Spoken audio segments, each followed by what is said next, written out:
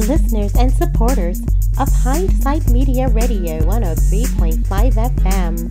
Tune in Mondays at 7 p.m. for Keeping It Real with Miss T, where we give you tea with a twist. Visit our website at www.hindsightmediaradio.com, where there is always something good to talk about. Hindsighters, welcome to Keeping It Real with Miss T, where we give you the real tea with a twist. Please remember to visit our website at www.hindsightmediaradio.com. Subscribe, share, donate, and advertise, where we always give you something good to talk about. I am your host, Miss Ty, and joining me tonight, I have my ladies, Clevette and Lisa. And as always, the listeners, you. Welcome, ladies. Thank you. Hi. Thank you. Absolutely. So tonight we are going to be talking about fasting from people and how forgiveness does not require reconnection. Sounds good? Sounds good. Yes. So just to kind of start us out for a few minutes here before I bring you guys on to give me some feedback, you know, we have to talk about how it is imperative to know what our shared purpose is in life. Mm-hmm. You know, being able to give love, receive love, teaching, and the willingness just to learn, and also the need of others in order to fulfill our purpose in life. Right. So, however, there's also a need for silent reflection, being still and having solitude, because we often forget about that as well. But being able to fast from just being in the presence of others, being by yourself, fasting from the opinions, the corrections, the judgments, the insertions, etc., from other people. So, and for those that are spiritual or religious people, it's one of those time to commune with a higher being. Whatever you believe in, that is your opportunity, and that is your time to commune with a higher being without the outside forces that we often have. So just being able to be still, be quiet, and rest, meditate, finding that inner peace, and getting to know ourselves and on a deeper level, because we often forget about that. That is that self-intimacy. I always like to say the intimacy means into me to see me for me. Again, let me say that. Intimacy is into me to see me for me. So there's some true value in fasting. So ladies, you tell me, what does the fasting look like for you? And what do you feel about that when you're being able to fast from people or the outside world? And we're going to mix it in with talking about, just like I said, forgiveness, and forgiveness without the pressures of having to reconcile or reconnect with other individuals. That's good. I think for me, this was just a opportune time for me to be on this show, because at 57, I was actually put into this type of a situation. You know, I was laid off from a job that I had for over 16 years. No warning, nothing happened to make this occur. They just, decided that this job needed to be removed. And it threw me into that type of a situation with me being here, not having a place to go every day that you're so used to doing. It put me into not only that fasting away from people, but it threw me into the intimacy, because it was me. It was just me. And I was having to learn how to go through a day where I had routine for 30 some odd years in this field to basically nothing instantly. And I think that's what my God and my higher power needed me to do. He needed me to be intimately with me, not just for correction, but to shut down from always being there for everybody else, for always being the one to people come to for the answer. I ran my back office, so it was a lot of work that needed to be done on a daily basis. And I was intimate with everything else except me. So that's how I looked at it, that you had to stop everything, just stop it instantly for me to reconnect with him. Now, I wasn't disconnected because that was one of the things that I did do at my job. I brought my God with me. Some people liked it, some people didn't. But I brought my God with me. I prayed with people in my office. We spoke about the Lord. I, testified to my patients. He was there with me the whole time, but I was spending more time intimate with them and not intimate with me and him. Wow, that's good stuff. So let me ask you this, Clee, since you said that, do you think that you said that do you feel that it was a distraction? Like you were able, was it a forgiving that you had to do for them versus yourself? Well, initially, yes, because you have to think about you've been somewhere for such a long time in whatever factor, be it your job, be it your family, be it your children, whatever it is, you've spent, so much time trying to take care of them and getting them to where you feel like they needed to be or should be, or what your job was for them, that you forget about your job to get to God for you.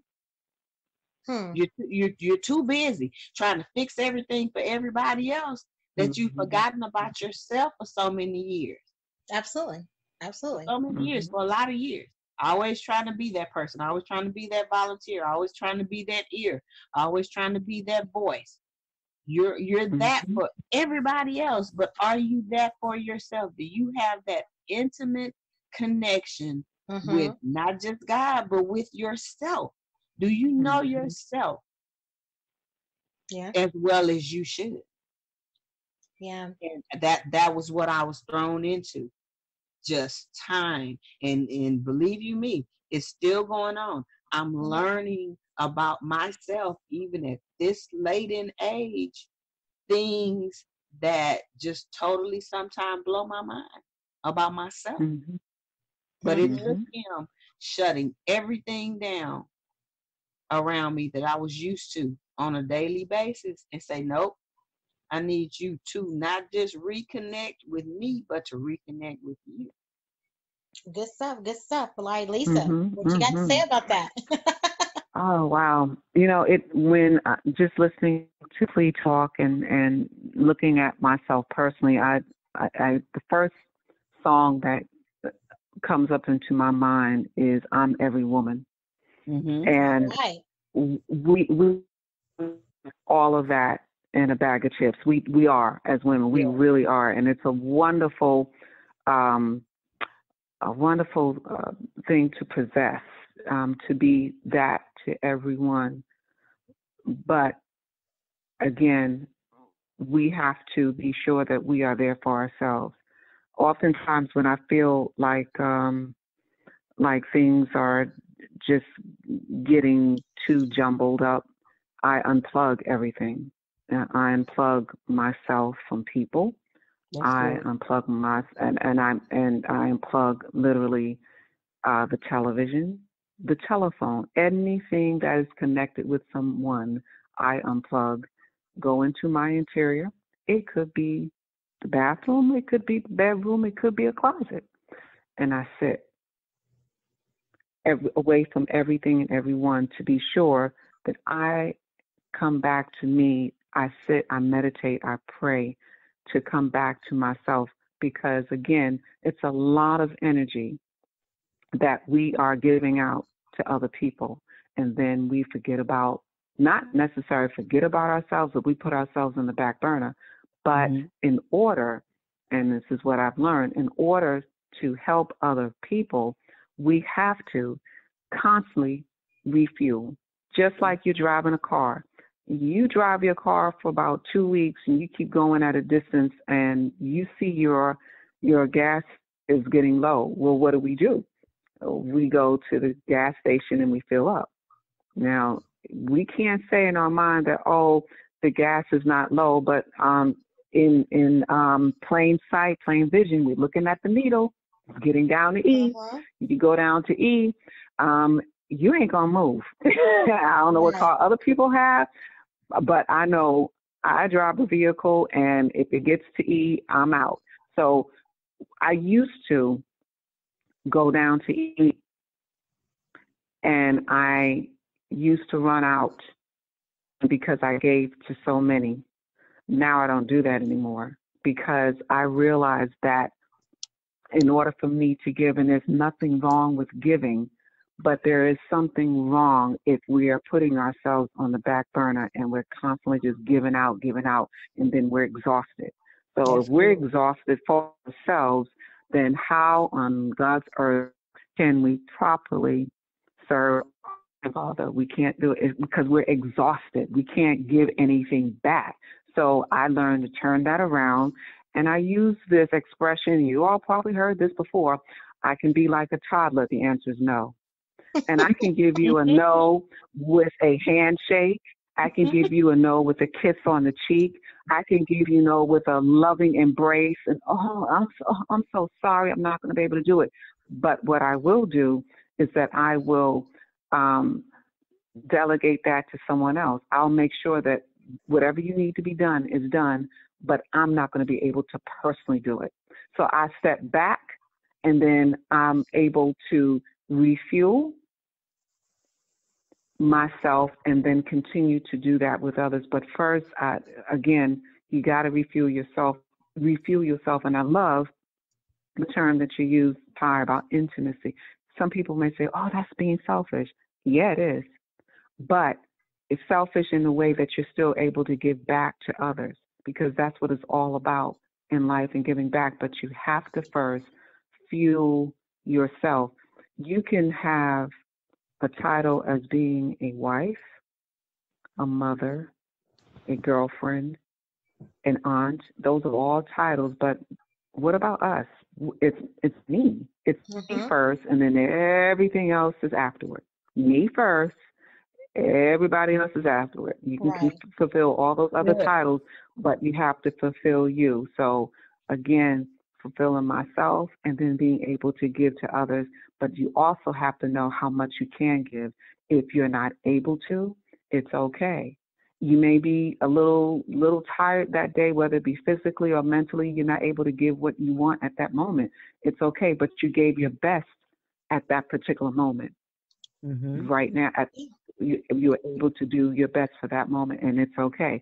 So again, feeling more energized and being able to give right back to others, as long as we give to ourselves first. That's good. Well, that's good stuff. Good stuff. So in other words, basically being able to take care of ourselves and forgiving ourselves for ourselves, because we always hear, oftentimes, forgiveness is not for the other person. It's for us, right? And also telling someone to not to forget, or to, saying, don't forget. That's like it's not a good ask. You don't tell someone not to forget, because sometimes it's kind of impossible. If you hurt someone, people forget also. If you hurt someone, you do not get to determine how they feel when they forgive, or when they let it go, if they ever do. The same thing applies for trust. It is up to the person who you wronged to determine when and how they heal.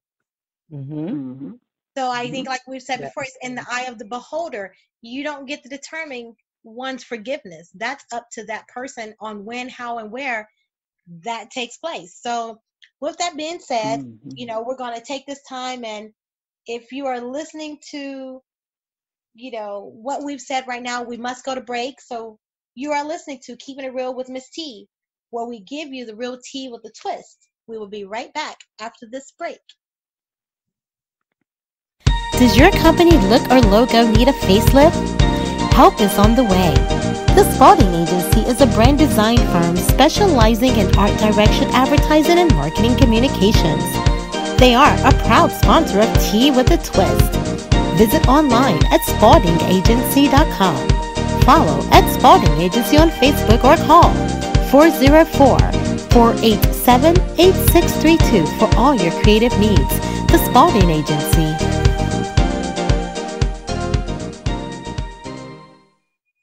Hindsight listeners, welcome back to Keeping It Real with Miss T, where we give you the real tea with the twist. Again, I am your host, Miss Ty, and joining me tonight are my wonderful girls, my awesome ladies, Clevette and Lisa. Welcome back. Welcome back. So if you are just joining us on the platform tonight, we are talking about the ability to forgive without the expectation of reconnecting with other individuals. So just because you forgive does not mean that there has to be a reconnection, and also the ability to fast from people. So that's where we left off at, and we're just going to jump right back into that conversation, moving forward and talking about also how forgiving is a spiritual function. But people forget that forgetting, there's a difference now. Let me restate that again. Forgiving is a spiritual function, but forgetting is a biological function. So forgiving is spiritual, forgetting is biological. Because our memories are embedded into our brains, right? So it's via the electronic and chemical impulses. It can be very frustrating and nearly impossible to have a memory wipe. So there's really no swipe or no swiping of the brains or of the memory. So, it's one of those things. So, there is a difference in that, and people forget that in your memory is there. But, and here's the thing. You are not required to forgive your offender. True. I think people forget that too. You're not required to forgive the offender. So, forgiveness is a unilateral action without conditions. Okay, it's unilateral action without conditions.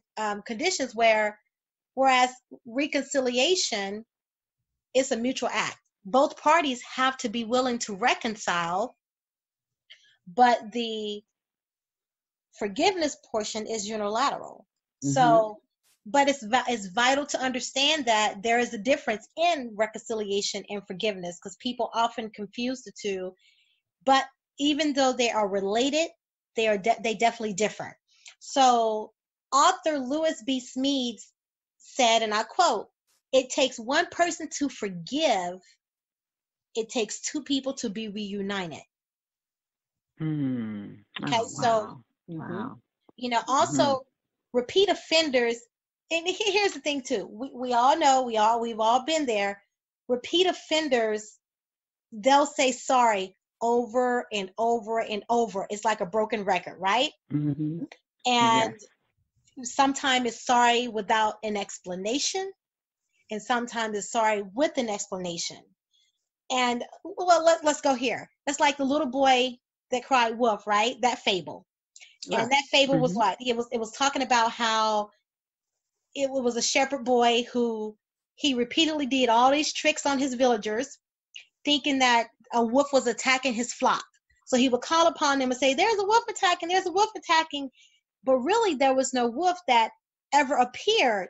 But when it actually happened, the villagers didn't believe him because he kept calling it was a false. So they thought it was a false alarm when it actually happened.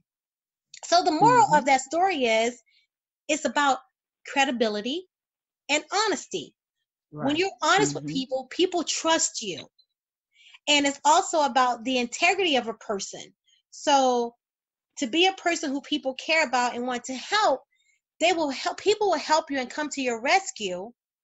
But if you can't be that boy that cried wolf, oh, I'm so sorry, but you keep beating on the person, you keep doing it, whatever it is, verbally abusing, physically abusing, what have you, or being a repeat offender, hurting them, whatever it is, and then you keep saying sorry, but then so when you truly are sorry, for real, no one will believe you, right? Right. That's right. Yes. Yeah. So how you feel about that? I mean, I think that's the same thing. It goes along the same lines. Are we breaking? We're talking about this forgiveness, and it's not a feeling. Forgiveness is really not a feeling. I don't think so. Do you think forgiveness is a feeling?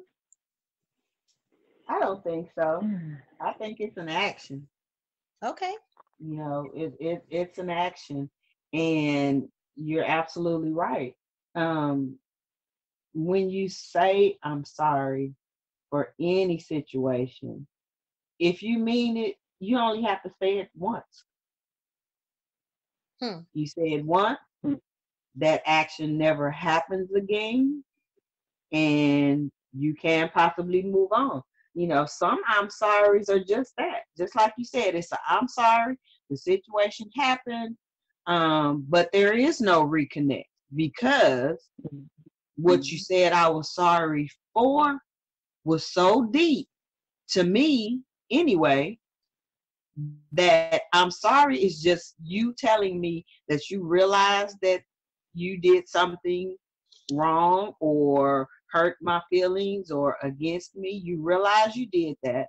You're feeling bad about it, and that's your way of telling me, you'll never do that again. But for some things, I'm sorry is just not gonna cut it. I'm sorry. I hear you, but the situation makes me not want to grant you another opportunity to be the boy that cried wolf. It's a done deal. It's a done deal. It still be cordial. I love you, but I will never give you that opportunity for that hurt again. Good stuff. And what you were saying, Clee, about the question that you asked Ty about the feeling, and Clee mentioned that it's an action. It's true. However, with people's actions, you feel. And I was just listening to what you were saying, Clee, about that. The action is what we we derive or we get from it when it's done. Some people will say, sometimes you'll say things to your friends or your loved ones or whatever, and you'll tell them what occurred with a person that you are in a situation with, and they'll say, well, you should forgive them, and you should this, and you should that. Often, you're not in my shoes. I always say that at the moment, because we have to live in the moment, at the moment, until I'm shown something else, this is my truth right now, good, bad, or indifferent. I will be shown. I always look to have that light bulb get brighter and brighter above my head. And maybe it wasn't brighter at that time, but then not necessarily as I grow older, but just growing more in wisdom, because you have some older folks who are not full of wisdom, but growing more into wisdom. So at that moment, that's how I feel. Hey, things could change at the end of the day. It can change the next day. Right. But looking at situations, you have to tailor it to yourself. And when you know someone is truly, truly sorry, again, you're not trying to set yourself up to get hurt like that again by that person or by anyone else.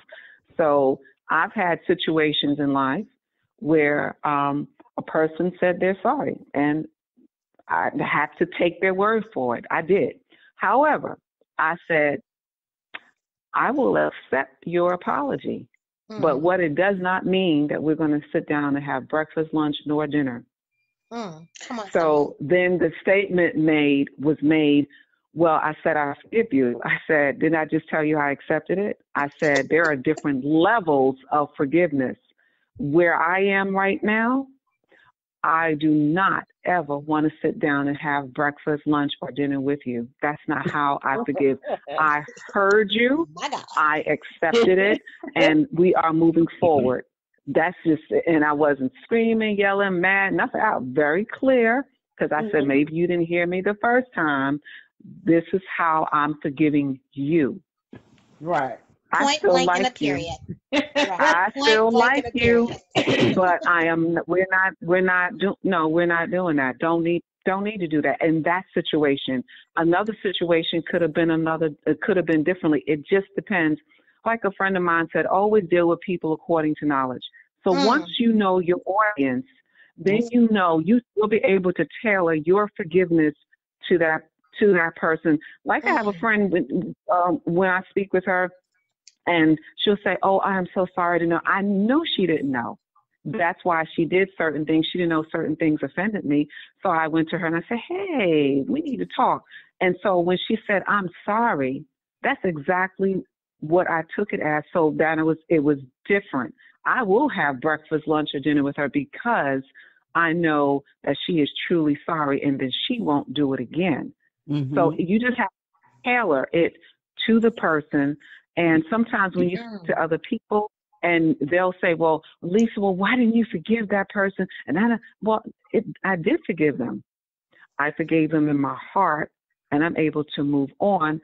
Again, with that particular individual, we're not going here, here, here, here. That's it. I'll still say hello. I'll wave. We don't need a handshake. We don't need a hug. We good. I'll smile at you. That's as good as you're going to get. And anybody who knows me, I enjoy smiling.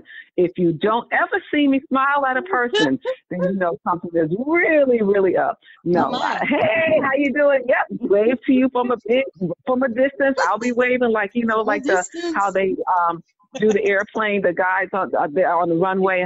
Yeah, I'm doing that, but that's as good as it's going to get. No, that's it. Yep. Love you too. Yep. Peace out. Well, that's some good stuff, Lisa. That's some real good stuff. But I tell you, that's good. I tell you what I got out of what you just said. That was a strong message and a lot said. But in what you said, I'm going to tell you one word that I took from that. One important word that I took from everything that you just said is one word that people forget. And that's with every situation within our lives. And it's so important. Boundaries.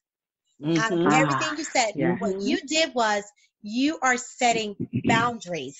In your forgiving of individuals, you set boundaries, and that is imperative. Now, I'll tell you what makes me itch. And I'll start itching real quick over some buffoonery. But what makes me itch is when people say I'm sorry, and over and over and over, and then it's with the person that they're saying they're sorry to. I hear it all the time. I've corrected my child many times in it, and so she knows that she just can't say I'm sorry. And I hear adults, even with my employees and some business colleagues and things of that sort. I hear people, when someone offends them or they do something to them, they say I'm sorry, and then the person responds with, "It's okay."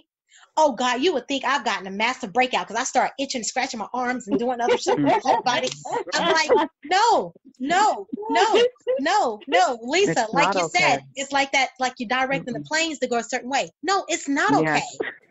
No, stop saying it's okay. It is not okay. So just because someone says I'm sorry or whatever, whatever the gesture is, don't say it's okay. You can just be silent. No. It's not okay. That's right. God, I'm over here scratching like right now. Just scratching, talking about it. It's not okay. Shucks. No. So it's one of those, and it just depends upon the situation. Oftentimes, you just have to drop people like a bad habit. Right. Yeah. It's not, Yep. you can't, people forget, you can't put a Band-Aid on a bullet wound because it'll seep right through. You got a bullet wound and you got this little bandage, little Band-Aid that you're trying, I don't care if it's waterproof or whatever it is, it's blood, it's going to seep out because you're trying to cover up a wound that's just too deep. And a little bandage is not going to stop the blood from flowing from that bullet wound. So the person who is the offended must never become the convictor. That's good. Cannot. So I love that, Lisa. I love what you guys are talking about. And I think the key word in all of this is boundaries. We got to be able to set those boundaries. And you have to have the act of obedience and being able to do that. And we, if I may interject, oftentimes we many of us say every year we set New Year's resolution. Well, I have a resolution every day because I look at where I am every moment of my day to see where I am and where I place people. Now, if I see that, like in checkers or chess, either they're going to go further away from you, or you're going to bring them in. I look at my body, my mind, my just me, because I'm all one, spiritually, physically, mentally, emotionally, everything, all one. And I say, I will let you in on, you can come on the steps of my temple, but to come on the inner part, my bosom, like as it's described in the Bible, the bosom position of God, or the pupil of his eye. See, that's all sensitive.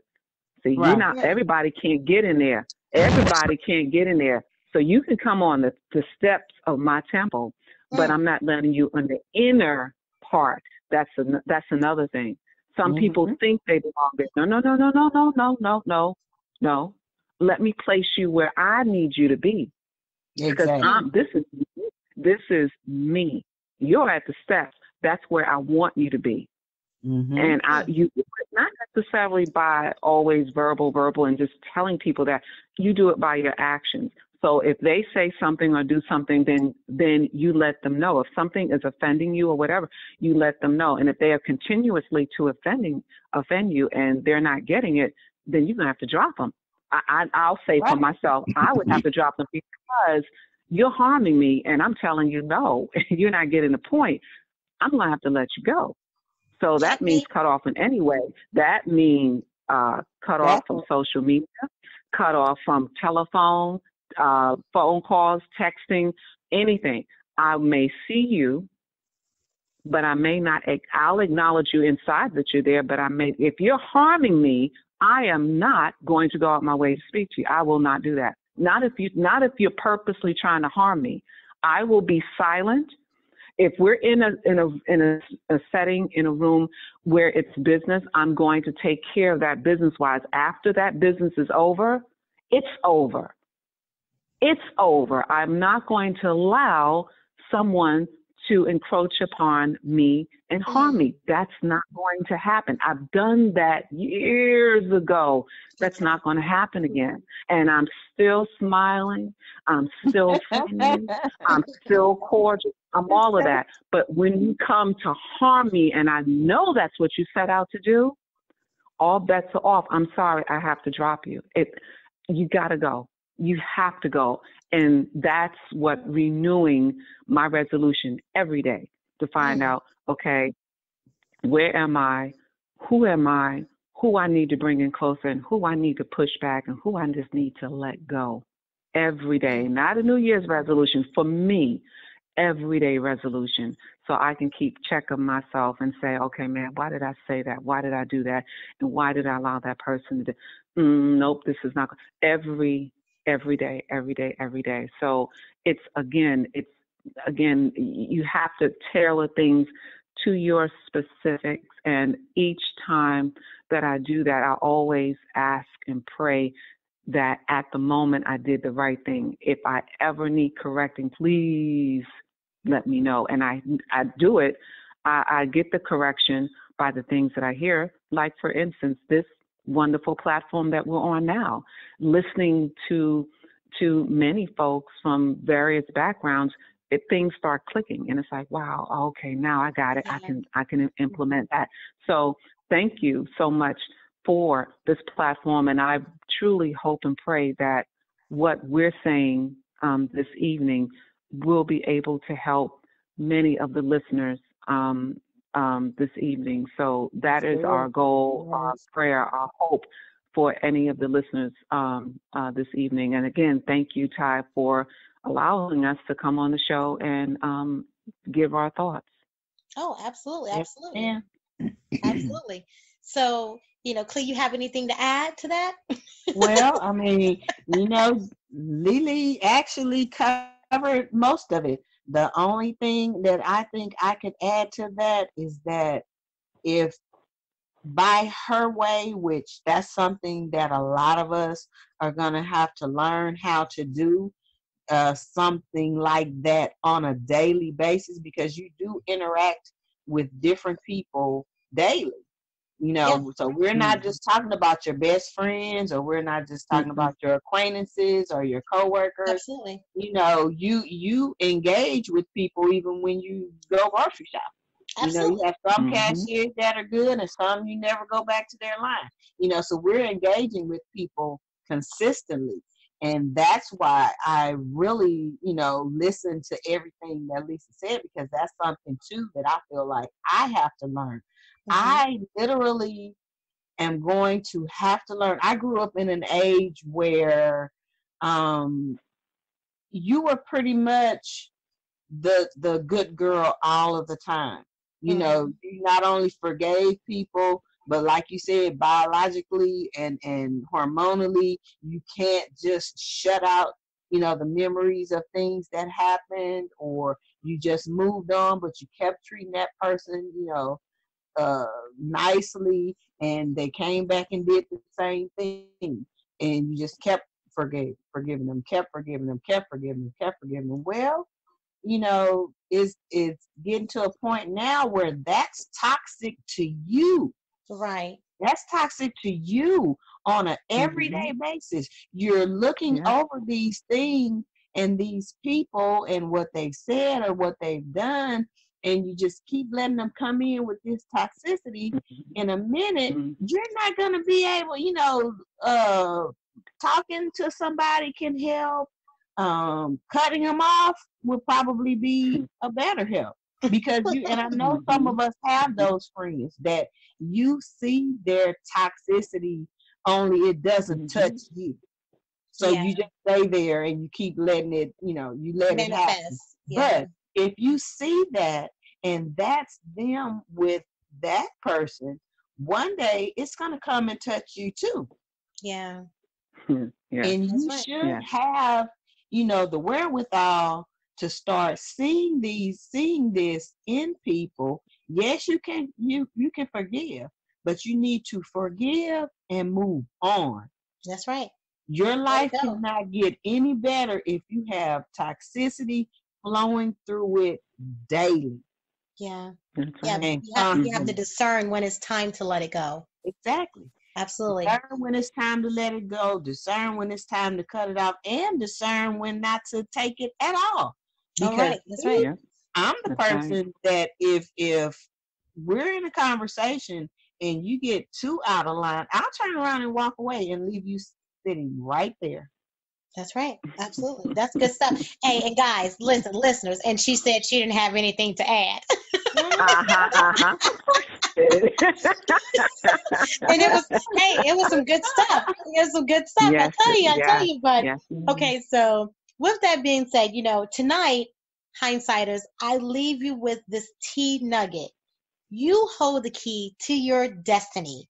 You decide how your life goes, and if someone doesn't like it, you can tell them to let the doorknob hit them where the good Lord split them. Again, if they do not like it, you can tell them to let the doorknob hit them where the good Lord split them. Okay? And that's keeping it real. So thanks for listening to Keeping It Real with Miss T, where we give you the real tea with the twist. If you like what you just heard, please share with others and visit our website on the Hindsight Media 103.5 FM platform. via the website at www.hindsightmediaradio.com, where you can subscribe, donate, advertise, and more. Hey, also check us out on our new Facebook page at Keeping It Real with Miss T, Tea with a Twist. Join us next Monday at 7 p.m. and 9 p.m. for more Tea with a Twist. And again, I thank my ladies, Clevette and Lisa, for joining me. I'm sure they will join me again on this wonderful platform where we always keep it real, no matter what. You know it. Absolutely. So, We'll be back, guys. Have a great night, and we will listen to you guys next Monday.